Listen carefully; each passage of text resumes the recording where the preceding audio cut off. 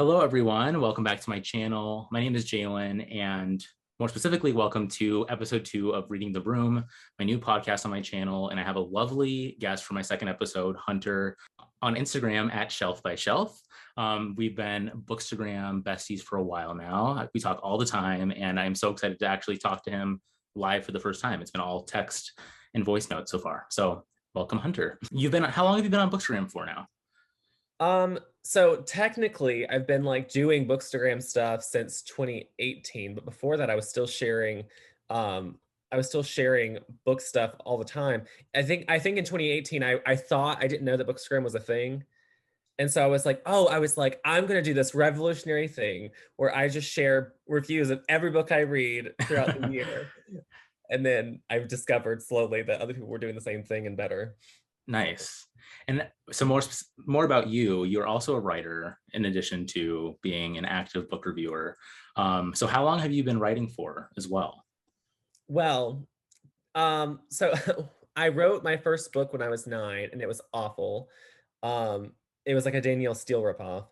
But I've been like actively really I wrote some like really awful books when I was like 16, 17, and 18. And then I have been actively working on my current projects for the past almost decade now. So yeah. Nice. Nice. And how is it all going? Where are you at kind of like in the process personally with your writing? And then also like, not to ask too deep of questions about your Oh goals and yeah. everything right now, but I'm curious to know, I'm fascinated by writers, and just knowing like the work that goes behind it. I feel like, I don't know, I just find it so fascinating. I love to know like the minutia of a writer's life, and balancing that with like a full-time job and how all that works for you. Yeah. So it's really funny because um I so the writing is going well, but it's been so I started a new job recently that's very demanding, and I also work out 2 or 3 times a day, and that takes up a lot of my time too. And then I am a deeply emotional person and I like to cry for at least 20 or 30 minutes a day, and that takes up a lot of time. Um but yes, and so basically like I write in between all these things. I can't actually I write a lot of stuff on my phone, and then or I'll just like take notes on like pieces of notebook paper or envelopes and stuff. But it's funny because I was right I thought I was writing an essay collection. Um and then one of the so when I was like 11 or so, I was raised as a girl for a year, and that's like a it's like a weird it's hard to explain, but basically I thought, oh, I was like, I'll write like a short story about that. And like in 2014, I wrote a short story that was like 14 pages. And then I was like, oh, it's a really bad story. Let me expand on it. And then I made it 30 pages a couple years later. And then over the past year and a half, it's literally like I thought I at one point it was over 100 pages, and I was like, oh, it's just a long essay. I'll just keep it in there. And now I realized that I thought I had just a weird essay collection, but now I'm pretty sure this is like its own memoir, Nice. which is exciting but also terrifying because I was like, oh, I can't actually write like a full book. I just have to write tiny things. It's exciting. I mean, I've had a quick, peek at some of your writing, and for everyone watching, it is very good. I really, really enjoyed what I read so far. I'm so excited and happy for you. Just seeing, I don't know, you work so hard at it. From like whenever we speak, you always, give me an update on like what you're doing writing wise and stuff. And so I'm just so stoked for whatever the final product will be. I hope to be a first reader.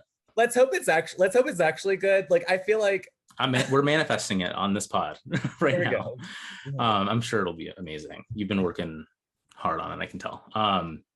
And you read a lot, so I feel like that naturally lends itself to knowing what's good. I would say. I think you read a lot of memoir as well, from what I have seen on Bookstagram. Yeah, I read a lot. I try to really hard. I try to read everything. Mhm. Because years ago, I read this interview where Joyce Carol Oates said that if you're only reading fiction, you're like doing a disservice to yourself and to everyone around you. And because she was saying, she's like, it's just one tiny part of this, like, you know, vast spectrum of work. And so I try to read a lot of general nonfiction, essays, poetry, YA, whatever, just different everything. But yeah, but memoir though is I feel like I have a really good sense of what works in memoir and what doesn't at this point. So Yeah. So I know you love Mary Carr. Is that correct? Is Yeah. she one of your favorites? Okay. I've never read her. Not to put words in your mouth. Is she one of your favorites? I thought. She is probably, yeah, no, I know she is my favorite memoirist. Like she's got three memoirs, and then she has a book called The Art of Memoir. I just think she's great. Um, I don't know, she's just perfect. You'll like her. I have the Liars Club on my shelf. I haven't got. I think somewhere down there. Didn't get to it yet, but I I feel like I need to read more nonfiction generally, but also memoir. I feel like I'm such a heavy like contemporary literary fiction reader that I next year I want to make it more of like an intention of my own to like really try. I know readers always say like I want to be more, I want to read more genres or read more diversely, but I want to find a way of actively doing it that fits my like crazy mood reading self, because I will quickly like not be able to or want to DNF a book if I don't like 100% want to read it at the time. Yeah. So I don't know if you have any tips on like balancing that, but I feel like you're so like well read all around that I'm wondering like how you do you put any intention behind like your reading goals and stuff. Yeah, it's actually really funny because I feel like my reading has suffered a lot more this year, partly because of the pandemic, but also partly because this year has not seen as many good books as previous years. I don't know if that's like I don't mean, but I mean this year has not been as good. Like I don't feel like, but yeah, I try really hard to balance out. I try not to read like a bunch of the same stuff, I guess. Like like when I read A Little Life in 2015, like after I read A Little Life, I read like some very polar opposite book that was like much more beachy, much lighter. Um, and or I'll read like a nonfiction book, something that kind of I think the big problem is that you'll finish like a really great book and you'll think, oh, every book has to be as good as that. Mhm. And so my fix for that is to like pick up a book that I'm not really expecting anything great from it. I'm just looking for something breezy to kind of get me back in the rhythm. And oftentimes that's when I end up finding another book that I did that with Kitches of the Great Midwest years ago, where I picked it up after a book that I was like in love with, and then I ended up loving Kitchens of the Great Midwest. I gave it 5 stars, thought it was great. So I think if you just like kind of go into if you just kind of find your rhythm of like not just trying to like I think when you try to go in every time expecting to find the same amazing great book and they're all supposed to be a certain way, that kind of ruins your rhythm in itself. Definitely. Yeah. And that's something I try to think about because like in theory, like you always want to find like a 5 star read, but I do think it is also exciting to try things like out of your comfort zone or just trying to mix it up. So I guess so. On that same note, this is one of my questions for you: was what's been like your biggest surprise? Would you say this year of like recent releases? Has anything really got you? You didn't think it would? Do you know? Okay, so I read Great Circle recently, Yeah, and I'm so excited for that. I did not. It's so funny because I don't know why I didn't think I'd love. I thought I was like, oh, it looks like it's my kind of book, but also I don't know. Which I've told you this before. I never read what a book is about before Mhm. I just go in without knowing anything, and I don't know. I could not put it down. I thought it was so great. Um, it's very like it's one of those books that I know people will say, oh, it could be edited down, and I get it, but sometimes it's just really nice to have like a big book that just demands the space that it takes up, and I like that. And what else did I? There was a lot that I really liked, but that surprised me. A book that I knew I would like, but was still really excited about anyway was Milk Blood Heat. Oh yeah, I read that. Really Yeah, good. and oh, and then I ended up liking it more once I All's Well, Mona Awad. Yes, I I thought that was haven't read really it yet. I love Bunny though, so it's been like I keep eyeing it's it, but it's different, and this is what like when we talk about expectations, right? For books, it is different as like the voice is different enough to where and I think it's a good thing, right? That like she's written something that it doesn't feel like a rehash, but I did go in almost expecting something more similar to Bunny and then had to kind of adjust my expectations a little bit. Um, I ended up enjoying it just as much in a different way. Oh, and Olympus, Texas by Stacey Swan. I've seen the cover. Like I can see it, but I I don't know what it's about. Okay, just I'm telling like it is so good. Okay, I definitely it's probably going to be it's in contention for one of my top 10 books of the year. So that's another one that was really nice. Yeah, I'm really excited for so Great Circle. Like you're saying, I don't. I don't know if I'm gonna like it, but I have a feeling it's gonna surprise me because I think I've only seen people have like a similar response, being like, I didn't think I would like this more historical or partially historical novel um, about flying. That's not something I would normally pick up, but I do think, given just so much like rave reviews that I've seen from bookstagrammers and authors like Brandon Taylor, he loved that book too. He's like one of my key influencers of buying books. So, and I'm gonna read the Booker shortlist. So that one was just shortlisted for the Booker, and Yeah. so I'm gonna hopefully discuss all of them with someone on this channel. It'll be fun. But speaking of like awards, you are a big fan of the National Book Award, and so do you know? I tried looking this up earlier and then I got distracted. But when is the long list going to be announced? It's sometime this week, right? Yeah, typically fiction is like the last to be announced. Okay.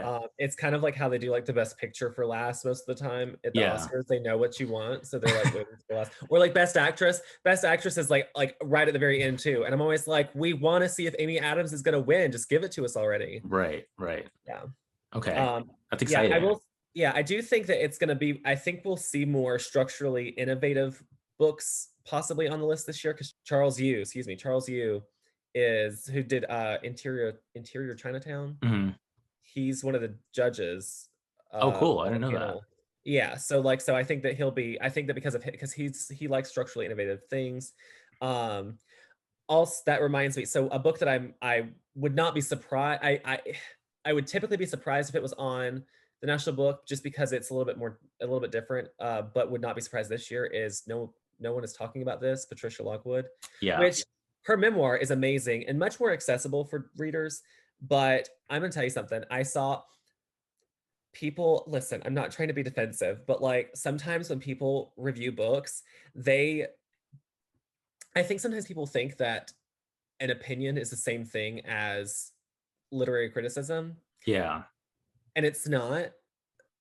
And Speak on it.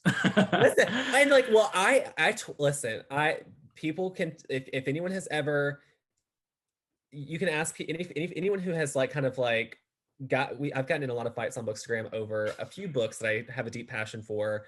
One of the recent ones actually, and here's the thing, I can recognize. So for instance, Lauren Groff, her latest book, Matrix, I completely recognize that is not one of her most accessible books. That is definitely one of her more challenging reads. It is not. I was kind of hesitant. I was like, oh, I don't know if this is going to be for me. And it took me a good bit of time to really kind of like find my groove with it. But somebody like gave this condescending review where they were like, it's not her best work because I don't really like medieval storytelling. And I was like, this is no. And Yeah, I said, no. I was like, I said, if you're gonna, the thing is, right? Like, none of us are like most people who are on Bookstagram, BookTube, whatever. Most of us are not. We're not professional reviewers or anything. And I think it's like, I think sometimes people like not only do people who follow us forget that, but I also think sometimes we forget that like we're not, like and I'm not trying to act like pretentious, but I'm like including myself as somebody who does not know what I'm doing. Like I don't actually know a lot. But so I think it's really important to just kind of have that in your mind to like know, like, okay, like I don't know. Like sometimes I'm just like, get off your high horse. Yeah, definitely. And I mean, yeah, it's a fine line, I think, especially like there are some ground rules, like you're saying, like that is not criticism, it's your opinion. And like, that's Yeah. just, yeah. So I totally agree with you. And that's something that I think I've talked to you about this quite a bit, is like my role as a book reviewer, while also trying to personally like get better at, I'm not trying to be a critic by any means, but like really think about what fiction is doing, what can I like lend to the discussion, if anything, and like how to Yeah. navigate that. Because I am so fascinated by critics. Like some of my favorite authors this year, Brandon Taylor, he writes fiction, but he's also a critic as of late. And then like another one, Lauren Euler, she's also a critic. And I love both her fiction and that, and just seeing how I can try to navigate that space somewhat, even though it's like I don't know what that means or why I want to do that. But yeah. Well, and you're one of the few reviewers who every time I read one of your reviews, I actually feel like not only do you have a deep understanding of what people are doing in their books, but you understand like you're actually reviewing the book. You're not just kind of like and and the thing is, here's the thing, right? Like I do not mind like reflections on a book like that are not reviews. Like I did that with A Man Called Uva or whatever, like the other day. It wasn't a book for me, and so I just said like it wasn't a book for me for these reasons.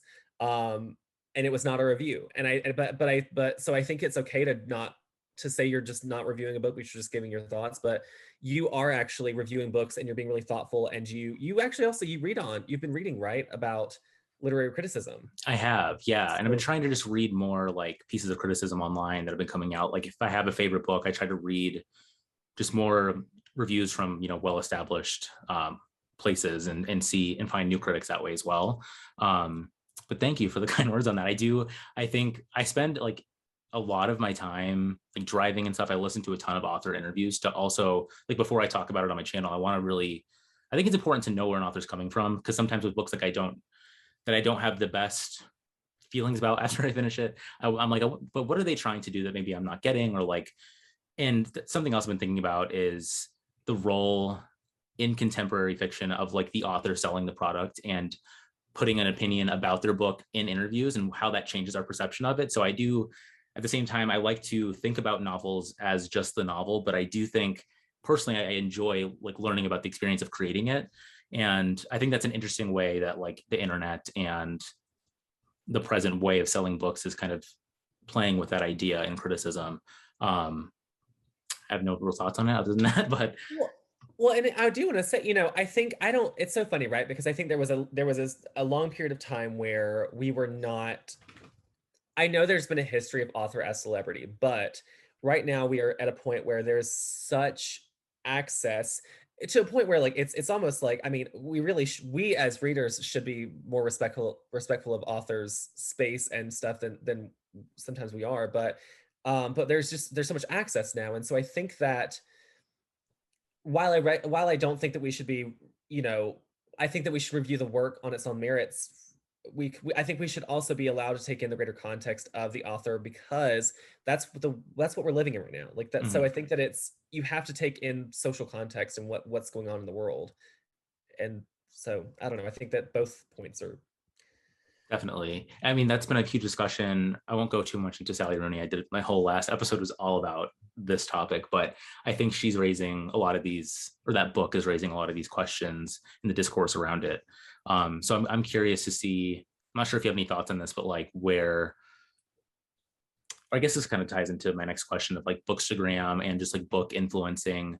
How have you seen that it's changed since first joining? Like, what is it like now? Where do you think it's going to be with like the advent of Reels and TikTok? And like, how is that going to affect all of this, if at all? Um, honestly, I would like to first preface by saying I think that like I love a lot of the creators who are on Book Talk and BookTube and Bookstagram.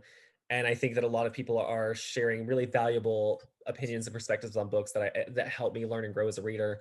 But I also think that social media in general really kind of like collapses any nuance and conversation around a lot of these things, the way it does with everything, right? And so I think that that's one of the, and I think that's especially as sometimes I'll see like book talk reviews or just like little quick things, and that's the only thing that I'll find from some people is like just a little book talk review or like a little reel on Instagram that gives like a 30-second thing of what they thought of the book. But it makes me wonder, like, well, how deeply are people engaging with the work, or these works? And not to say that people have to engage with the work, but the thing I just find that, for instance, like Virtue by Hermione Hobie, is that right? Yes. Yeah.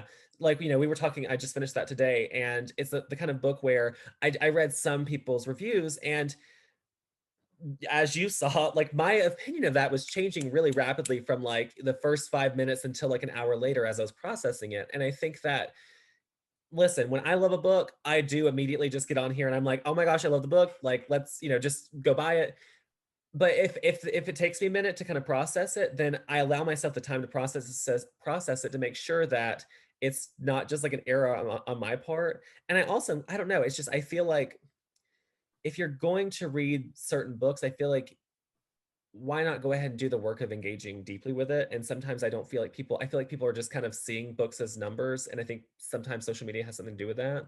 Yeah. Um, Big time. I so totally agree with you. And I think, especially with books that are really asking for the reader to engage with them, like Virtue, when I've seen some thoughts, I kind of just dismiss it as like, I've seen reviews that are like 2 lines saying that it's trash or something.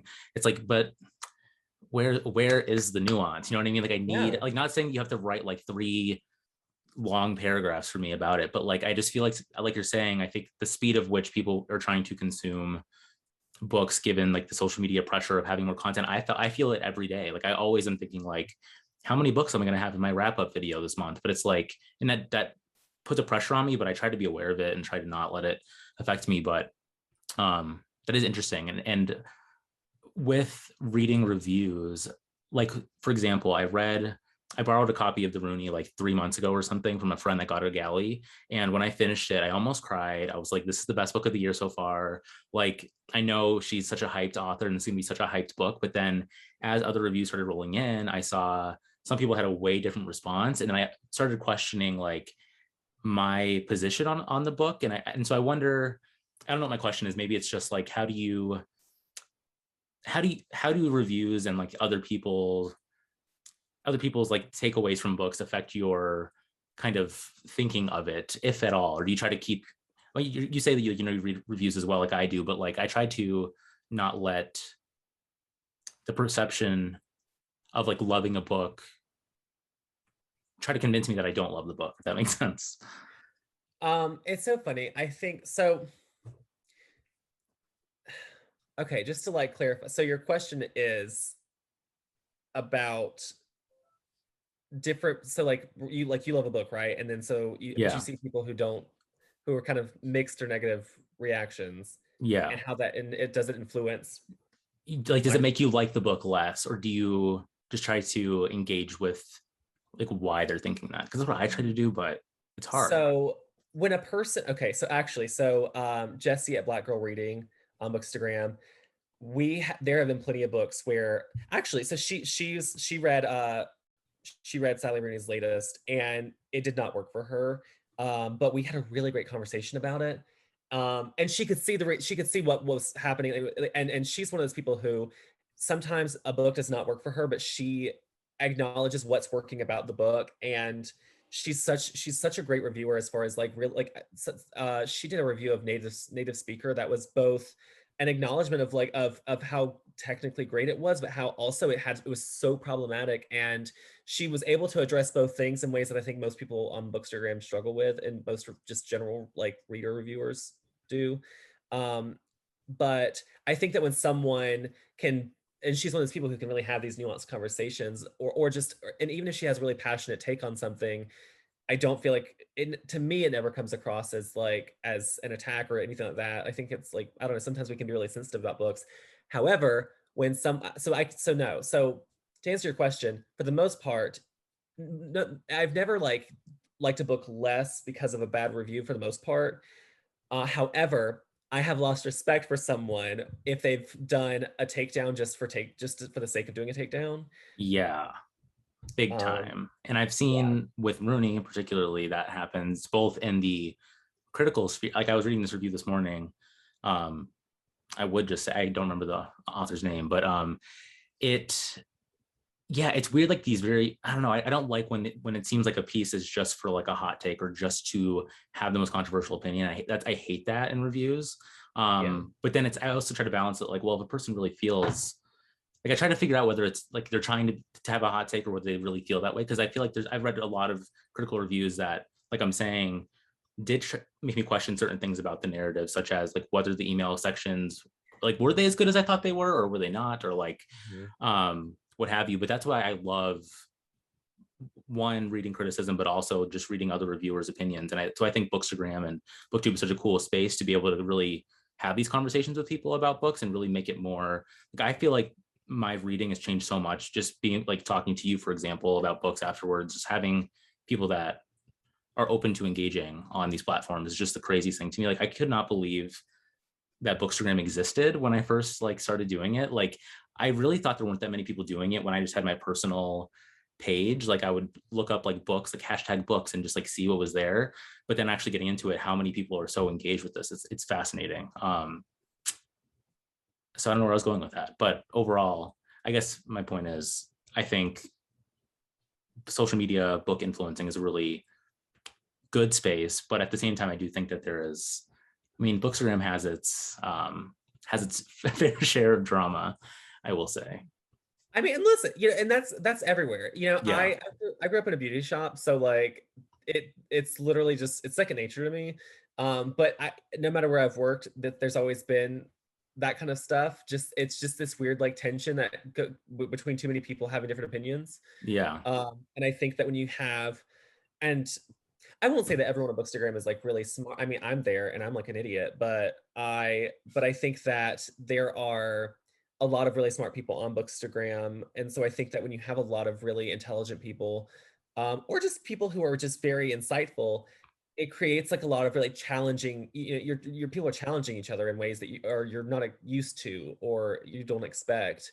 And so I think that when it comes to reading, and so I think that it's and I think that the ways that readers are, now that we have access to each other and we're all engaging more deeply in some ways with certain books, I think it is changing the way that people are writing books too, and the way that books are being, like just how they're being publicized and everything else. So yeah.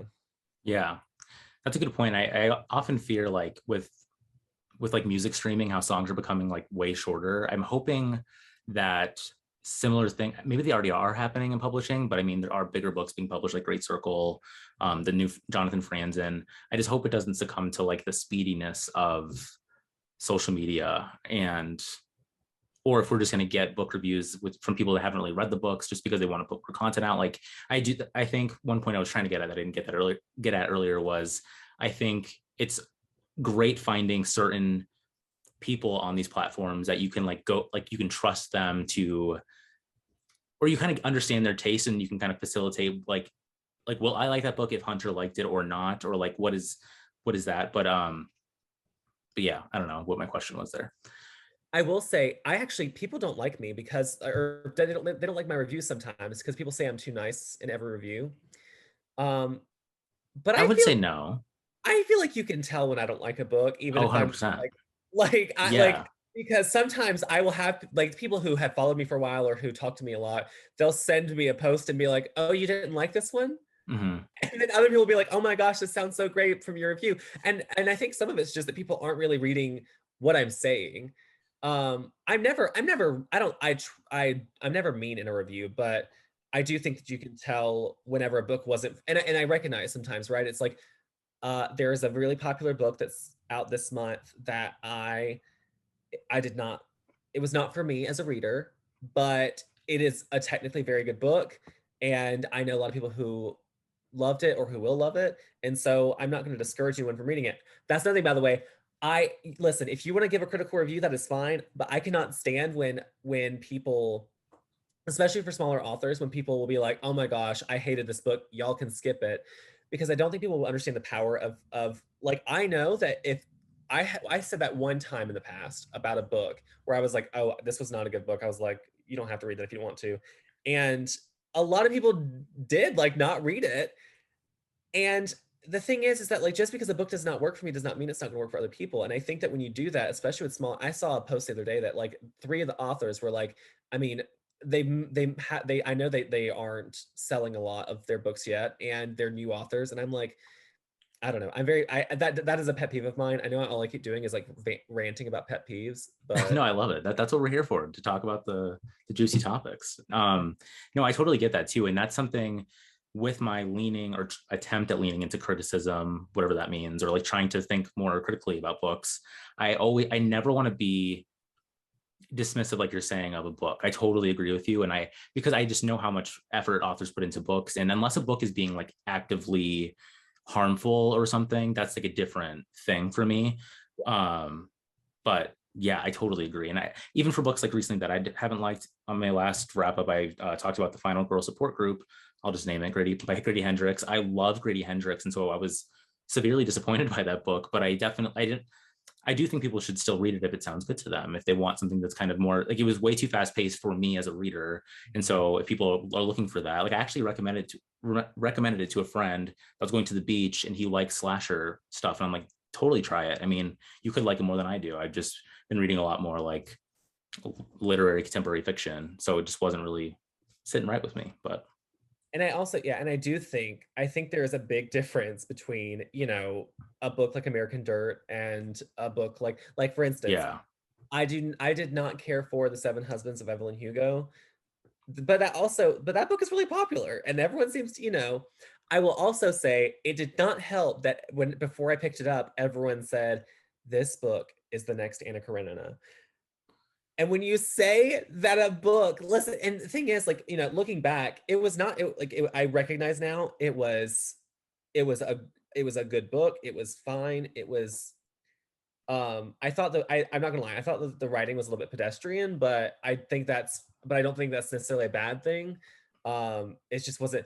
Did you read City of Girls by oh gosh, she wrote Eat Pray Love, Elizabeth Gilbert? I did not. No. Okay.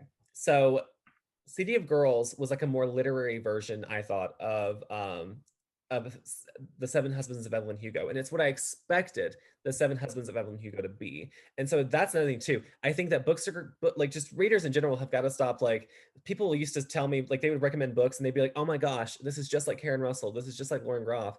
And then you read it and the things that you read these authors for, these books don't have it. Yeah. It's getting wild, I will say, because like I cannot stand, and I'm such a sucker for it though. Like my favorite authors are Tessa Moshfegh, right?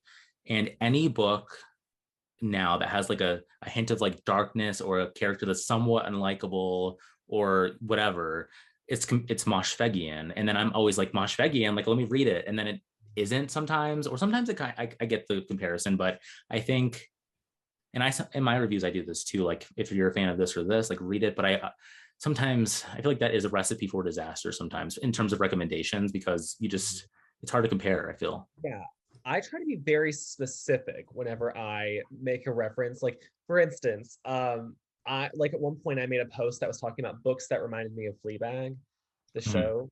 And one of the books was Priest Daddy by Patricia Lockwood, her memoir.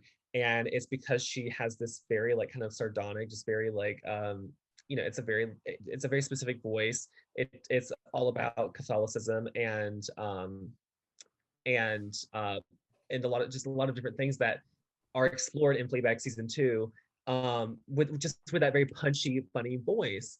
And that's the reason why. And I was very clear though, because I did not want somebody to be like, "Well, she's not speaking directly to me and making these asides." Like I didn't. yeah, definitely.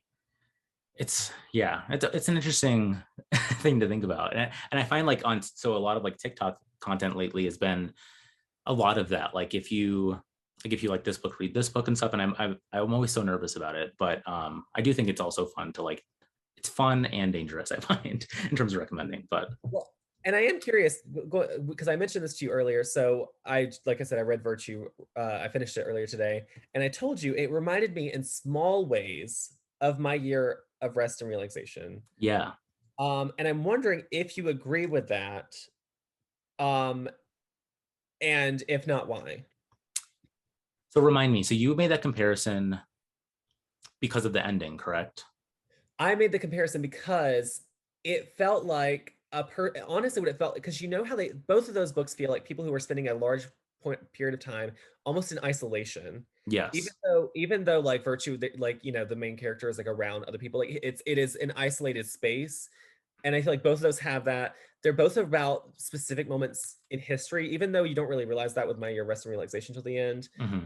This one is also, so I feel like they're both like it feels a little bit politically centered almost, with but definitely with Virtue, but also with My Year of Rest and Relaxation a little bit. But I'm curious to know if you.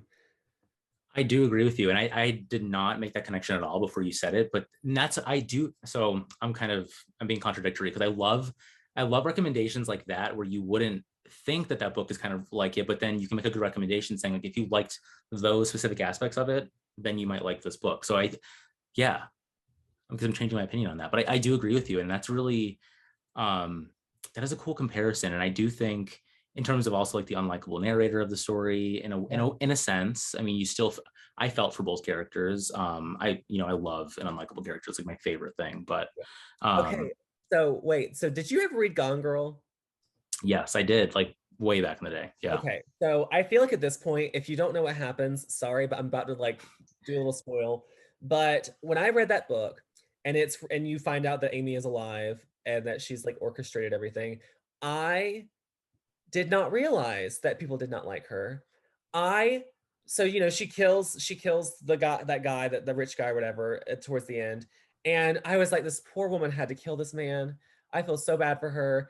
And I went to go see the movie in theaters like whenever, like 2 or 3 years later when the movie came out. And I remember sitting in the theater and people were like livid over that. And I was like, what? I thought people liked her. What is going on? I was so confused. Yeah. Yeah. That's true. I was so excited when I read that. And also, it's a weird thing that I find also with like horror films, I will say. I feel like they're often, people love to watch them, but they love to hate them. I found they're like, oh, that was a stupid ending. I'm like, but what do you want it to do? Is horror. Like it has to Yeah. do something crazy or something. They have to try to do a twist or something. But yeah, in terms of her unlikability, I'm surprised at that response too. That book was brilliant. I wonder, that's another book that often gets, the comparison treatment of like the next Gone Girl. I don't really read thrillers anymore. Do you read thrillers often? No, because there's so many of them are disappointing. I think that Gillian Flynn is one of the few people who every one of her books I read, I was like, wow, this is great. I read one book by Tana French that I liked. I loved Social Creature by Tara Isabella Burton, I believe. That was really good. It was like Devil Wears Prada meets Talented Mr. Ripley. Um, Nice. Did you yeah. read I don't think I've heard of that one, but I just came to mind when you were listing those. You read Bathhouse, right? Yes. Did you like that one, if I recall? I did. I thought I had a good voice. I thought it was like it was a fun, like fast paced. Like the thing is that I don't believe that genre fiction, which I mean everything's a genre, but like I don't believe that thrillers should have to sacrifice the prose or anything. Like that always bothers me whenever people like. There's a book that I will not say the title, but it came out a while back and it was very popular. And I read it and I gave it a nice review because I thought no one's going to read this, so I'll give it a nice review. And then everyone loved it and they were raving about it, and I was like, I wish I could go back and give an honest review because ugh. Anyway, Yeah. No, yeah. I definitely feel that. I've been reading Bathhouse for a while now. I'm actually really liking it. I've been feeling a little jaded by the thriller genre. I haven't found one I liked in quite a while, but this one's actually pretty good. And I wonder if it's because it's like gay and steamy and interesting that way. Yeah. But Honestly, so I actually, yes, I did like Yes Daddy. I know it's like been a little bit divisive, but like I really liked that one. And I think part of it really just had to do with it is very steamy. If you mention naked men, I will probably give it 5 stars.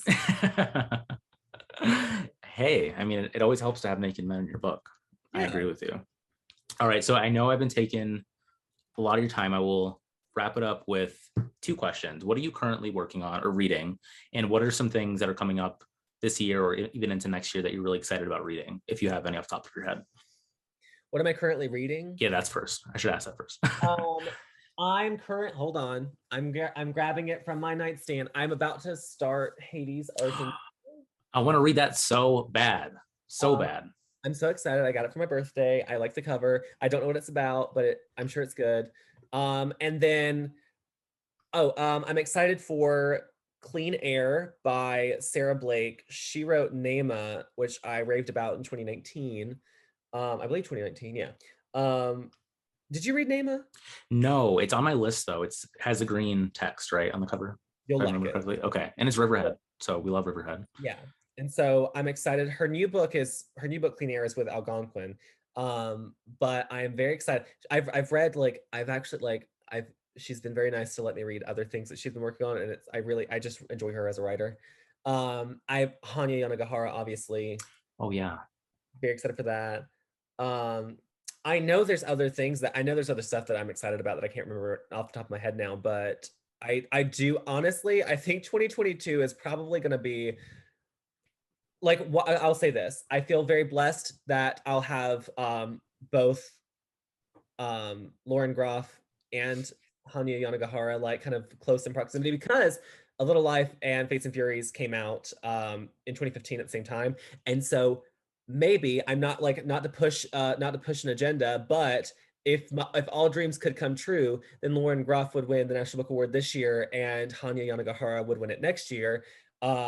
Because now the one won in 2015, it was given to anyway, I'm spiraling. It's fine. No, I love that. That's so cool. I didn't realize that they both published in 2015. I wasn't like a book person at all. Well, I was, but I wasn't. In terms of like knowing what's out and stuff.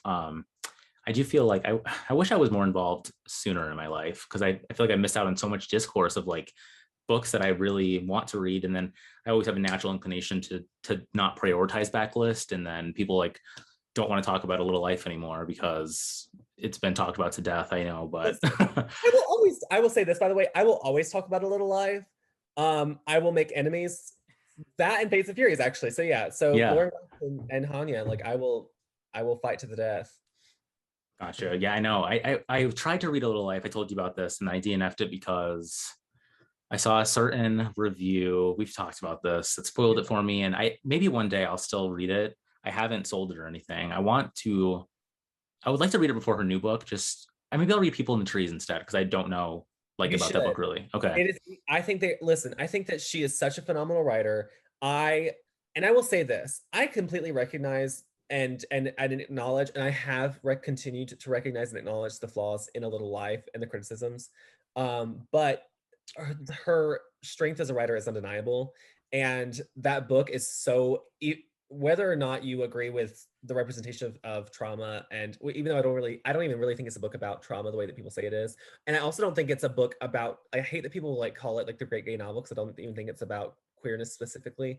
But anyway, so I have a lot of opinions about this, but I think that if you just look at it strictly from like a technical point of view, it is so well done. And the people in and I will also say the People in the Trees, I think is actually on a technical level better than A Little Life.